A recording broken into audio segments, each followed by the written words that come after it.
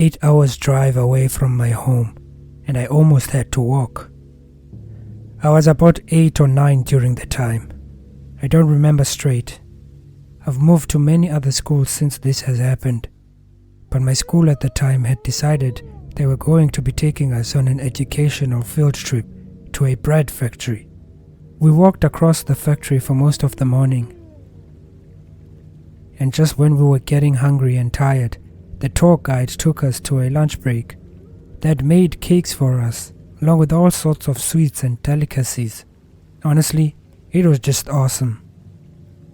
At the party, they brought in some teddy bears to sing for us, and there was a sock puppet show. And when we were done eating, they even brought us yogurts to eat, and after that, we finished up the rest of the tour. Then when we were about to leave, we were given presents, and I think that's what distracted me. We left and headed to the buses. I was laughing with my friend at one of the jokes we heard from the show, and then as we were busy hanging out and doing that, my friend suddenly looked at me and he asked, "Where's your bag?" A dumb question, if you ask me, because I knew that my bag was right next to me on the seat. But then I turned, and it wasn't anywhere in the bus. By now, my heart was beating in my throat, and to make things worse, was finishing up her talk with the factory manager, and she was starting to walk to the bus. So in my infantile mind, I decided that I would run out of the bus and into the factory, then I would search everywhere for my bag, and then I'd run back into the bus. Using the speed of Sonic the Hedgehog, of course. And so I hurried and jumped out the bus, hiding from my teacher, and then I ran to the factory from how scared I was. Finally though, I arrived where we had partied. And there it was. My bag was still on the floor, covered with chips and all sorts of delicacies. Without even cleaning off the chips, I grabbed my bag and ran to the doors. And when I ran outside the door, I came to a horrible halt. The bus was gone. I'd been left behind. At that point, I was a kid of about 8, but at the same time, I had no phone, so I couldn't call my mother. And so there I was. I was stranded, and I'd be left there forever. But I did hold on to a certain hope. I hoped that for some reason, the bus driver would return to the factory. Maybe they forgot something, and they would then find me there. And that was the hope I held on to, even as the wind started turning chilly. Then, the sun started to sink, and finally, the sun was completely gone. I was still standing there by the doors of the factory, my bag against my chest, and I really didn't want to cry, but I knew I had no other chance of ever going home. I wondered how I was going to get food. Would I have to catch something? Just as I was busy thinking those things, some factory workers came out of the factory, laughing to themselves. They walked past the road to the other side, still talking to each other. But then, one of them came out last, and he turned and he saw me there. He came over and asked what I was doing there. I told him I was stranded. He nodded, but he didn't help. He just said, "That's rough, kid." And then he turned and went back to his friends.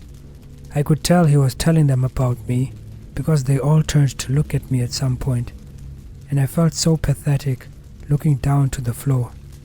But then, things got worse 2 times over.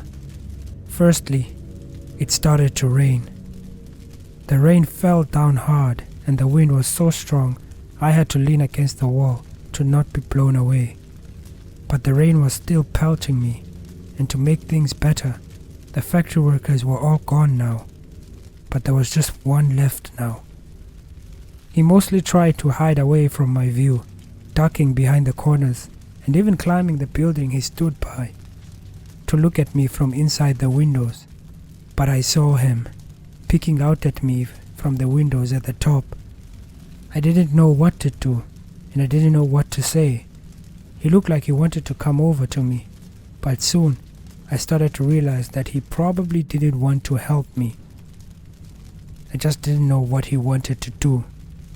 Finally though, he did seem to make up his mind. He came down, walking on the path next to the road, and he kept his eyes to the floor. But his strokes were deliberate. He was coming over to me.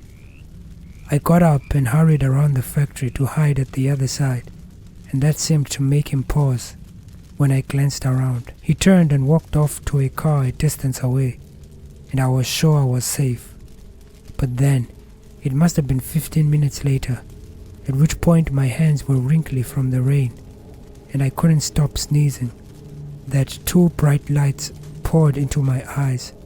I opened my eyes, and I could see that it was a car. The door to the car opened, and then, by that point, I was completely trapped. I felt too weak to run, and I was hoping that whatever he wanted to do to me, he took me to a warm room first. And he came over to me. His silhouette covered one of the lights as he hurried to me. He then screeched a high-pitched voice and grabbed me around the neck. But it didn't hurt. I looked up and I saw that no, it wasn't that guy. It was my mother. She cried over me for a while and told me that she drove 8 hours to come and get me when I hadn't arrived at around 7 p.m. So she took me home. Ever since then, I've never gone to any other stinking field trip.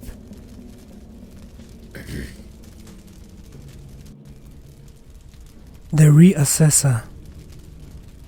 My keys weren't the only ones that opened my motel doors. I went on a 3-day field trip with my school, and I really regret going. But there was no way I could have known that at the beginning. No one could have expected the way that trip would end from how it began. It was the final day of the trip, and we'd been taken to eat at a very nice pizza place. We must have stayed there for upwards to 3 hours, and when we were done, we knew we couldn't make it home in time. This didn't stop our teachers from trying though. We drove for most of the day, but sure enough, it had gotten so dark, we knew we had to stop somewhere. Luckily for us, there was a lodge that we found where we could have stayed. We drew lots as to who would get which room, and when we were done, we had our dinner and we left to go to sleep. And I realized I should have checked my room sooner. For some reason, my room was not inside. Heck, it wasn't even next to the other rooms. My room was a distance away, lodged between a tree and what looked like a storage cabin. I was looking at my room in utter disbelief by the trees, and then I saw it. A man walked out of the forest and peered into my room's window. I quickly hid behind the trash can and watched as the man peered inside. Then he seemed to surrender and turned to walk away. I didn't know what that was about, but I was glad that I'd made it into my room. So I walked to the room and checked the number again, just to be sure, and then I went in. I immediately locked the door behind me, using the key to lock it, and the latch that I saw tied to the door. When I was done, I went into my bed, which was a lot warmer than one would expect, and I prepared to fall asleep. I think I probably did fall asleep, because what happened next completely caught me by surprise. I was turning in my sleep when I felt the cold wind under my feet, so I kicked my blankets down and revealed my face to the elements, or rather, revealed my face to the man standing above me, and the door completely opened behind him. I'm ashamed to admit it, but I couldn't stop the scream from coming out. The guy stumbled back, then he ran out the door. When he was gone, I sat there for a moment, trying to reassess my situation. I don't know how he got in, since I could see that the door was well and truly locked, and I don't know how he managed to sneak in before I could even see him, since I could see that the door locked every time I locked it. The latch seemed to come off almost immediately, So that's how he did it. And so I knew that I couldn't sleep anymore. I stayed up the whole night, and when we drove off, I couldn't help wondering how I would tell anybody what had happened to me the night before. The Expector. I almost died in an abandoned burnt house. So a friend and I had gone to a family field trip together, right? And we had gone to one of my cousin's home first. However, it wasn't very entertaining staying indoors, especially since my cousin had a beach right next door to them. So it only made sense that we go to the beach and learn to surf and stuff. Or at least just chill there when it was raining. Because it had just finished raining on that day. And on the way back home, Dave saw a shortcut and suggested we enter into it. It had square-shaped yellow plates, and we were in a hurry to get back home. In such a hurry, we failed to notice that the road led to the house next door to ours, not to the main road. Now, that house has to be one of the most creepiest places you'll ever have seen, man. It literally has bast living in its highest floors, and it looked like it had been burnt. And somebody decided they liked it better that way, and so it had never been repaired. The grass was overgrown, and the fence was spilling over. It was into that overgrown lawn that we were led to by that road.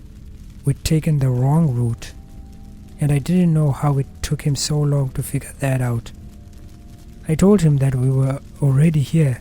Let's just make our way across. He didn't say anything. He just looked at the house. Honestly, he didn't need to say anything, because I'd been thinking the exact same thing. But I didn't want him to know that. So I told him to come along. I told him that nobody lives in that house anyway. And that was when we heard what sounded like a piano. I couldn't believe my ears. There was a piano coming from the house. But as I listened, I heard other instruments too. Then it dawned on me that it must have been a radio. Dave said, "Let's hurry," and he walked through the lawn. But as we walked, our feet sank into the mud, so we had to jump back on the walkway and walk to the porch, then around the porch to my home. At least that was the working plan. But as we got closer to the porch, something crazy happened. The music stopped playing. I looked at the house's door, expecting it to open, but it was quiet for the most part. Dave tried to hurry me along by tugging my arm, but I was more concerned now by what was happening. With the music turned on and off, I knew that there had to be somebody in the house now, but what I didn't know was whether they were aware we were there. I turned to Dave, and then my breath caught. A shaggy bearded man with a massive green and yellow teeth was looking at me, holding my arm. Dave was by the fence, looking at me with wide white eyes. He yelled out my name, and I would have screamed too, but I yanked my arm away from the man instead and kicked him. Then I ran to Dave. He reached his hand down and grabbed me, pulling me up. We fell over the fence to find that my cousin and his friends were smoking outside. They wouldn't believe us when we told them there was somebody living in that house, and honestly, if I hadn't been with Dave, I wouldn't believe that there was anybody who lived there. The Hearer.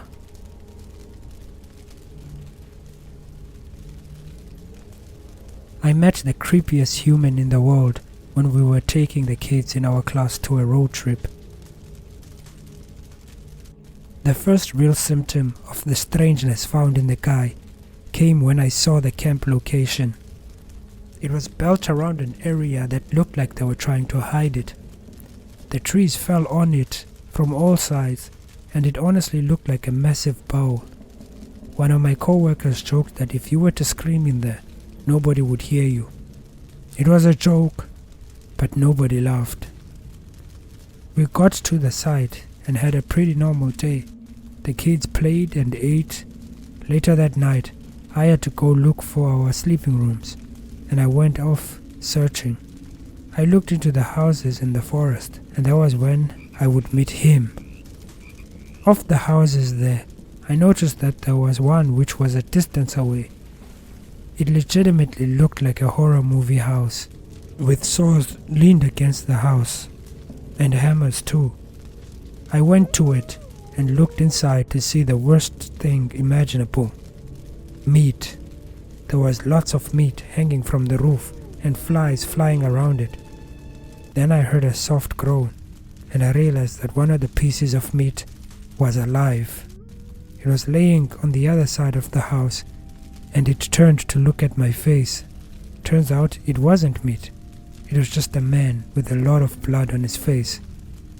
I couldn't have gotten back to the others fast enough, and I was explaining to them how we had to get out of there when one of the campers arrived.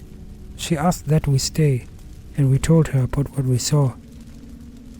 She was like, "Oh, are you talking about Ted?" That's when the person appeared at the door, and it was the exact same dude I saw. Apparently, he just worked there, cutting meat. But that wasn't the best part. The best part is that later, as we were sleeping, I got up to go out for a smoke. As I was finishing my cigarette, I turned, and there he was. The man was hidden behind me, behind the bush, looking at me like a complete weirdo. I even waved at him, and he didn't respond. He just kept his black eyes on me. We left first thing that morning.